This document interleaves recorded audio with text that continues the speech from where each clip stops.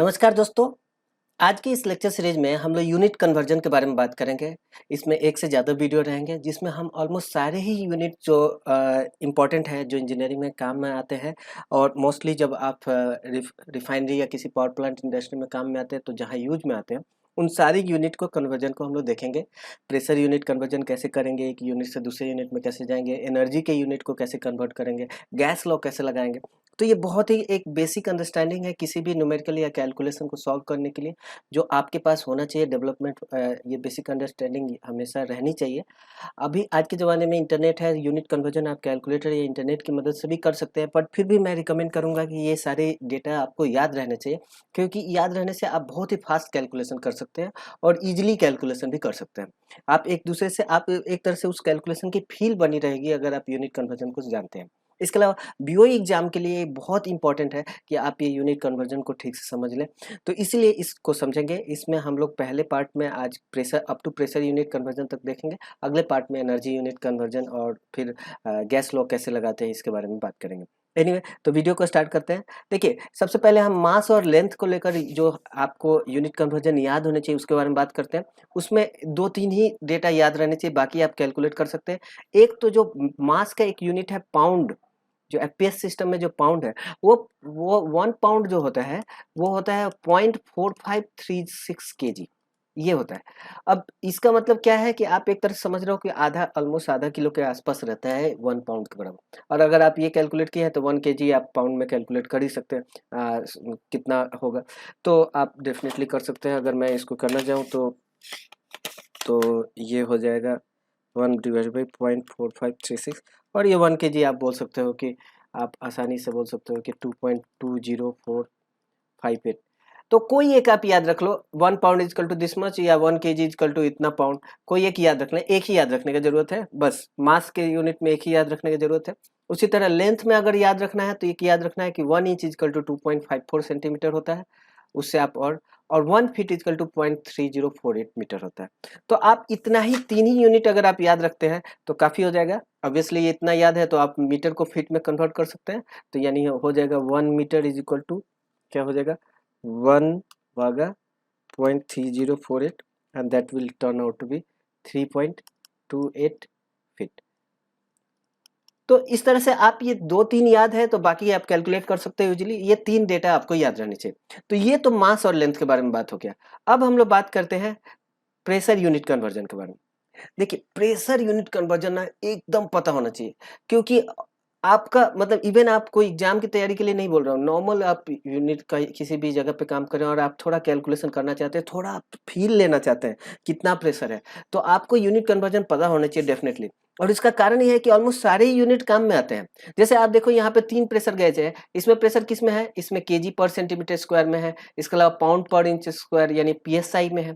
यहाँ पे प्रेशर बार में है, फिर पीएसआई में है। यहाँ पे प्रेशर किस में है, एमएम वाटर कॉलम में। तो देखिए, डिफरेंट टाइप के प्रेशर यूनिट आपके यूज हो रहे हैं इवन आपके नॉर्मल प्रैक्टिकल एप्लीकेशन में भी। इसलिए प्रेशर यूनिट कन्वर्जन बहुत अच्छे से होना चाहिए और इसको मैं बहुत अच्छे से ब्रीफली समझाता हूँ। तो देखिए, प्रेशर को हम बेसिक से ही समझते हैं। प्रेशर क्या होता है, फोर्स पर यूनिट एरिया, ठीक है। और फोर्स का यूनिट होता है न्यूटन और एरिया का यूनिट होता है मीटर स्क्वायर, यानी प्रेशर जो होगा न्यूटन पर मीटर स्क्वायर। अच्छा, 1 न्यूटन पर मीटर स्क्वायर को ना पास्कल भी बोलते हैं, यानी 1 न्यूटन पर metre square equal to 1 pascal.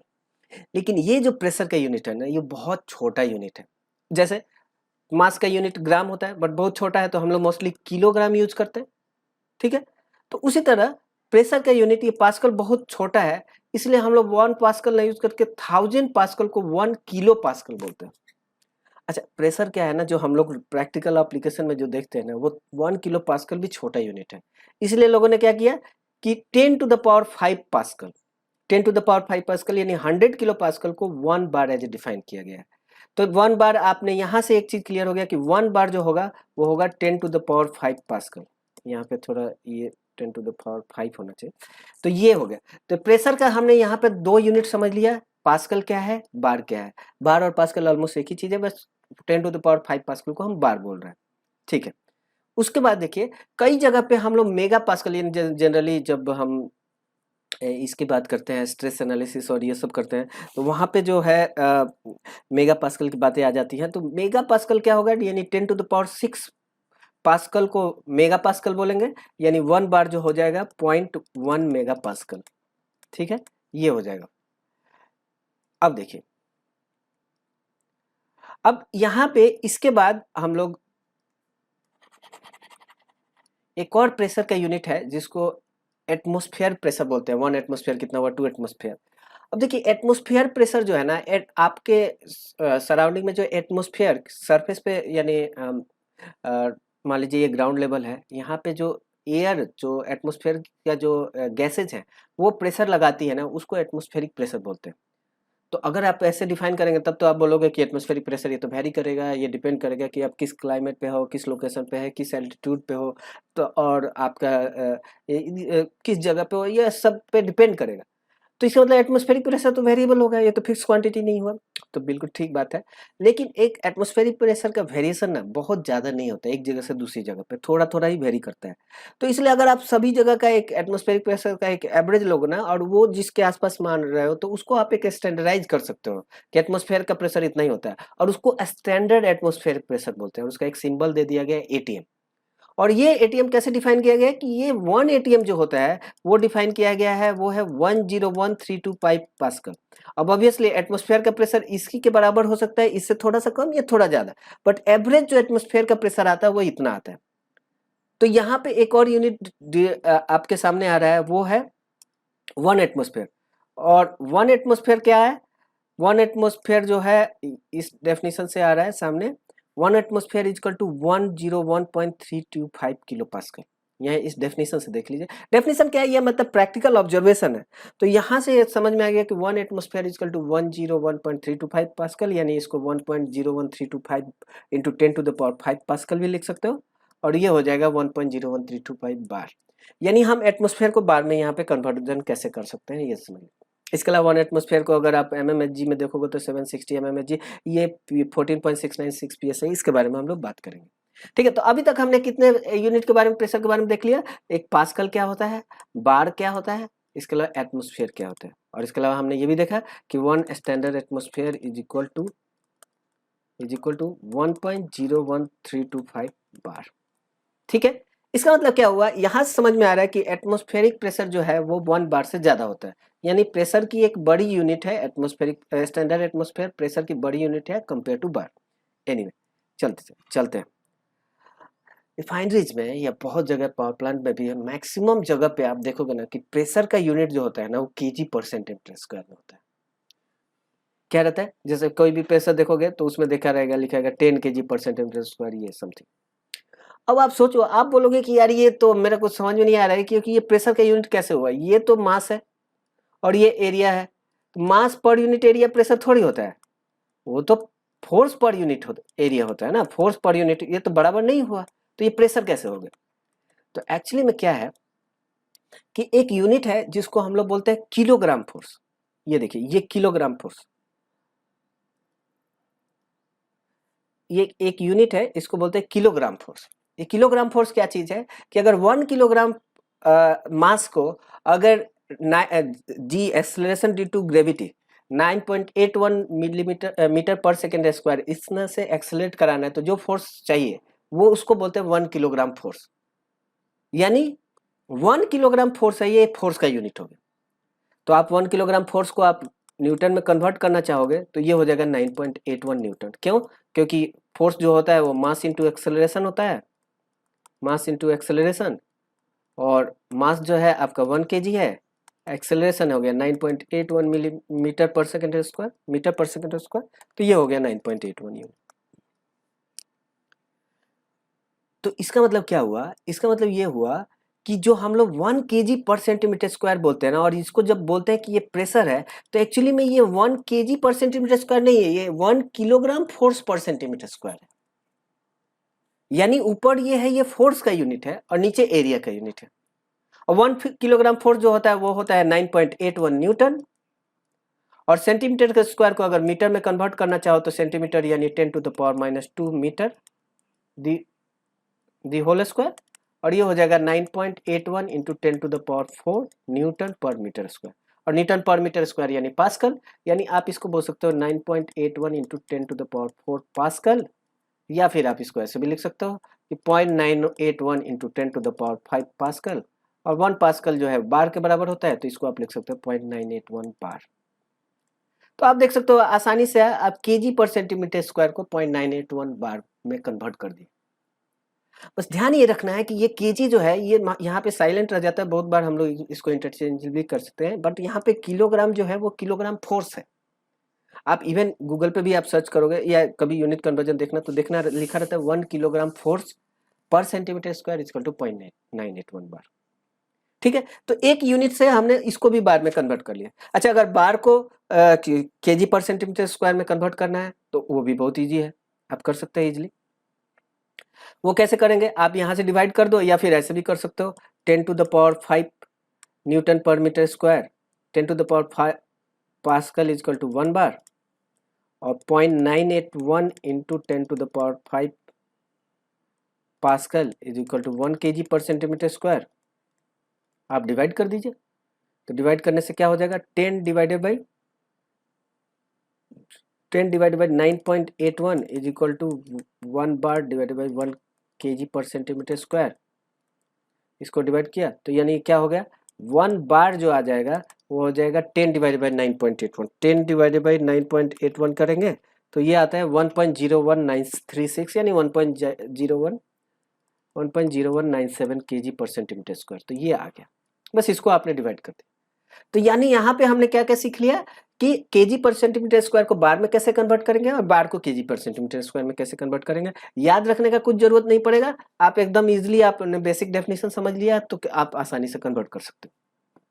ठीक है, अब देखिए हमने एटमॉस्फेयर की भी बात की थी, तो एटमॉस्फेयर को हमने ये अभी देखा ही था कि एटमॉस्फेयर स्टैंडर्ड एटमॉस्फेयर 1.01325 बार के बराबर होता है। अब अगर हम एटमॉस्फेयर को केजी पर सेंटीमीटर स्क्वायर में कन्वर्ट करना चाहें तो वो कैसे होगा, तो कर सकते हैं इजीली, करते हैं। हाँ, तो आप बोल सकते हो 1 atmosphere is equal to 1.01325 bar, और 1 kg पर centimetre square is equal to आपने क्या लिखा था 0.981 बार।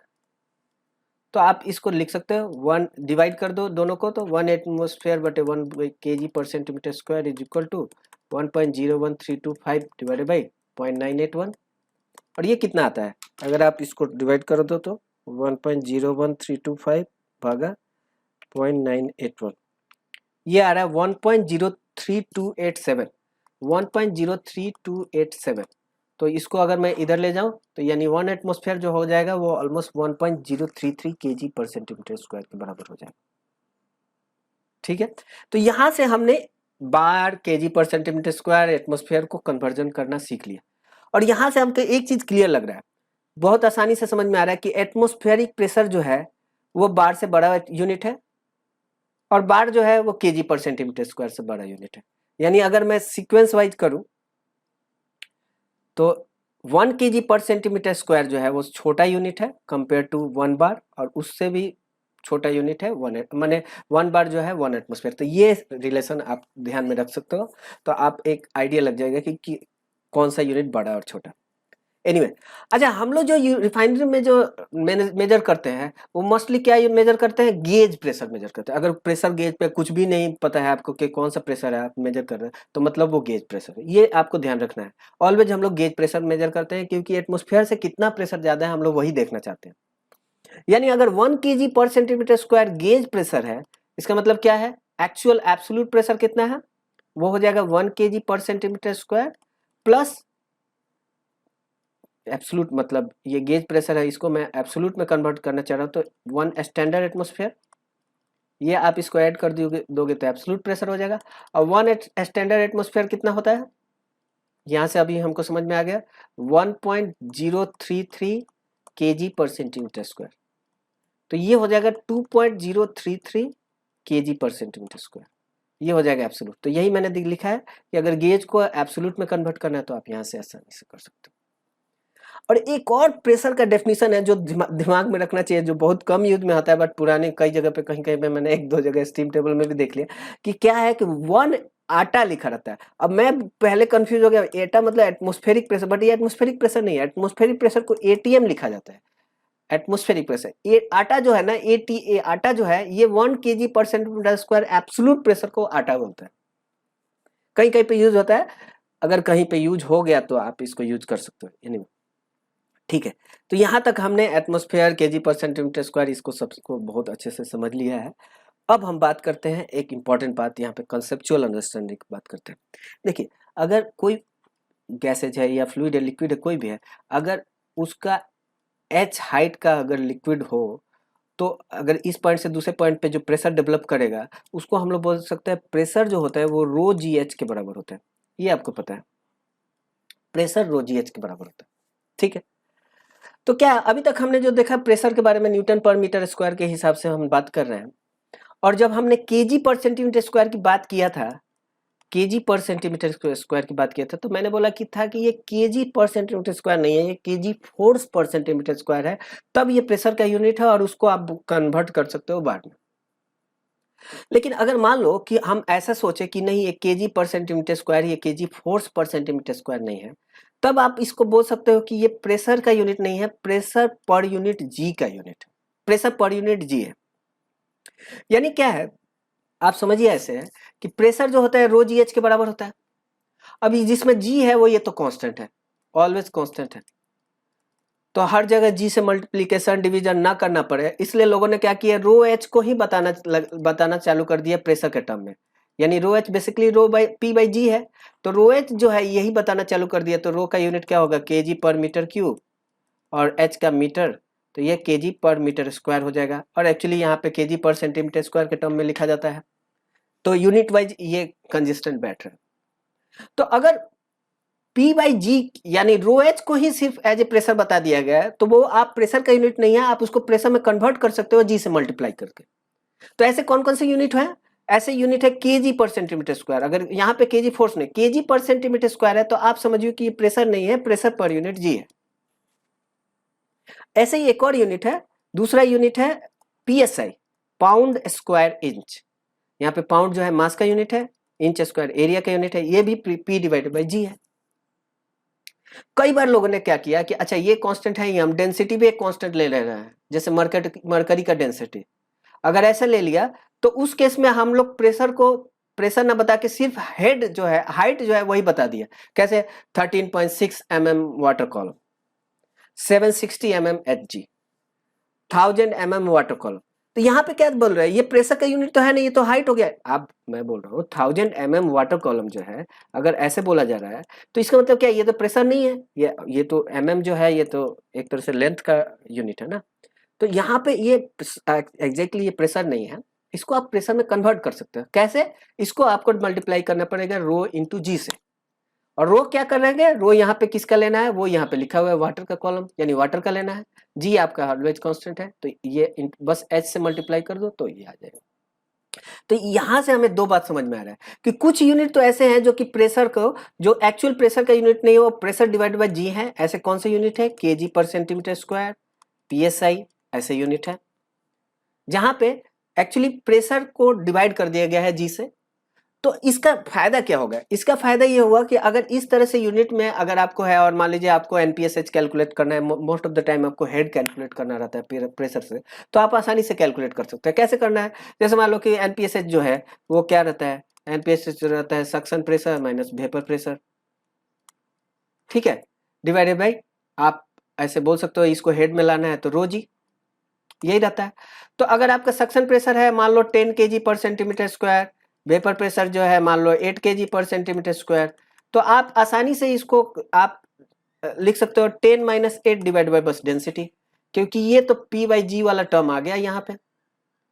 आप ऐसे कर सकते हो, नहीं तो अगर आपको एक्चुअल डेफिनेशन से जाना है तो केजी पर सेंटीमीटर स्क्वायर को बार में कन्वर्ट करो, तो अल्टीमेटली आप क्या करोगे, 10 इंटू 9.81, उसी तरह माइनस 8 इंटू 9.81, और अल्टीमेटली आपको रो इंटू जी करना पड़ेगा, तो अल्टीमेटली कट ही जाएगा, तो बात एक ही आएगा। तो इस तरह से यहाँ पे इस तरह से डेफिनेशन से क्या होता है कि सिर्फ आप डेंसिटी से डिवाइड कर दो तो आपका हेड आ जाएगा। और कई बार सिर्फ हेड ही दे देते हैं, जैसे millimetre water column, millimetre HG, तो उस हिसाब से अगर आप देते हैं तब तो फिर आपको कुछ डेंसिटी और ग्रेविटी इसको भी नहीं, बस आप हेड को मल्टीप्लाई डिवीजन आप प्लस माइनस सब्ट्रैक्ट कर दो, इसलिए इस तरह से यहाँ पे डिफाइन किया गया। तो एनीवे, तो अब ये बेसिक अंडरस्टैंडिंग होने के बाद अब हम बात करते हैं कि प्रेशर को जब आप हेड के टर्म मतलब लेंथ के टर्म में बता रहे हैं उसके बारे में। बट उसके पहले मैं पीएसआई को भी कैलकुलेट कर दूं। तो पीएसआई जो होता है पीएसआई जैसे केजी पर सेंटीमीटर स्क्वायर बारे में बात कर ही लिया था, तो पीएसआई जो है वो पाउंड पर स्क्वायर इंच है। और मैंने ऐसे बात किया था कि ये बेसिकली प्रेशर डिवाइड बाय जी होगा। तो अगर हम स्टैंडर्ड एटमॉस्फेयर को पीएसआई में बात कर देखना चाहता हूँ कि कितना 1 एटमॉस्फेरिक प्रेशर मतलब कितना पीएसआई होगा, ये जानना चाहता हूँ। तो हमको स्टैंडर्ड एटमॉस्फेयर को पाउंड पर स्क्वायर इंच में कन्वर्ट करना है। तो स्टैंडर्ड एटमॉस्फेयर एक्चुअली हो गया 101325 बार। तो इसको हमको basically P by D G के टर्म में देखना है। तो ये हो जाएगा 101325 डिवाइड बाई 9.81। और ये जब ऐसे ले रहा हूँ, बार मतलब क्या होगा, बार मतलब होता है किलोग्राम मीटर पर centimetre square by metre square, और 9.81 मीटर पर सेकेंड स्क्वायर। ऐसे कर दिया। तो यहाँ से क्या हो रहा है, सेकेंड स्क्वायर कट गया, मीटर से मीटर कट गया, यानी ये किलोग्राम मीटर स्क्वायर के टर्म में आ गया। और इसको आप आसानी से कन्वर्ट कर सकते हो 101325 डिवाइड बाई 9.81। यहाँ पे मैं लिखता हूँ, सॉरी पूरा मिट गया, 101325 डिवाइड बाई 9.81, ये हो गया किलोग्राम मीटर स्क्वायर। और इसको हमको पाउंड पर स्क्वायर इंच में जाना है, यानी 1 किलोग्राम को पाउंड में कन्वर्ट करना होगा। यानी हो जाएगा 101325। 1 किलोग्राम कितना पाउंड के बराबर होता है, अभी हमने देखा था। 1 किलोग्राम जो होता है करीब करीब 2.205 के समथिंग के बराबर होता है, पाउंड के बराबर है 202.5। और 9.81 और मीटर को इंच में कन्वर्ट करना है। तो 1 मीटर कितना इंच के बराबर होता है, तो आपने अभी देखा था कि 2.54 सेंटीमीटर जो होता है 1 इंच के बराबर होता है। यानी 1 सेंटीमीटर जो होगा 1 डिवाइड बाई 2.54 इंच के बराबर। यानी 100 सेंटीमीटर को 1 मीटर बोलते हैं। तो यानी 1 मीटर जो होगा 100 डिवाइड बाई 2.54 इंच के बराबर होगा। तो ये कितना आ रहा है, 100 भागा 2.54, that will turn out to be 39.37। और ये आपका आ गया मीटर स्क्वायर में, यानी 1 मीटर को 39.37 इंच लिख सकता हूँ।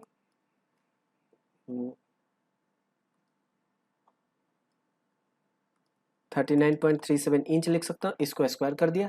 तो ये कितना आ गया, इसको कैलकुलेट करते हैं। 101325 इंटू 2.205 भागा 9.81 इंटू 39.37 स्क्वायर। ये देखिए ये आ जा रहा है 14.69। और ये चूंकि पाउंड हो गया, ये inch square pound inch square यानी पीएसआई। तो आप लिख सकते हो 1 standard atmosphere is equal to 14.7 PSI. ठीक है। अब ऑब्वियसली उसी तरह 1 बार को आप कन्वर्ट करना चाहोगे तो अब 1 बार मतलब यानी 10 टू द पावर 5 हो गया। तो यहाँ पे सब चीज वही रहेगा, यहाँ पे आप 10 टू द पावर 5 करोगे तो कितना आ रहा है, ये आप कैलकुलेट करके देख लेना, ये आ जाएगा 14.5 पीएसआई। तो अभी इस वीडियो को हम लोग यहीं स्टॉप करते हैं। नेक्स्ट पार्ट में हम लोग प्रेशर के और भी यूनिट देखेंगे, जैसे मिलीमीटर एचजी देख के बारे में बात करेंगे, मिलीमीटर वाटर के कॉलम के बारे में बात करेंगे, टॉर के बारे में बात करेंगे, इसको एक दूसरे से कैसे कन्वर्ट करेंगे उसके बारे में बात करेंगे। और लास्ट में हम लोग सभी यूनिट को किलो पास्कल में कन्वर्ट करके देखेंगे कि आप एक प्रकार से प्रैक्टिस करेंगे। क्योंकि आप जब गैस लॉज लगाने पड़ते हैं तो मोस्टली हम लोग प्रेशर को किलो पास्कल में लेते हैं। तो ऑलमोस्ट सारे यूनिट को हम लोग एक बार कन्वर्ट करके एक बार प्रैक्टिस भी कर लेंगे। तो इस वीडियो को यहीं स्टॉप करते हैं। वीडियो देखने के लिए धन्यवाद।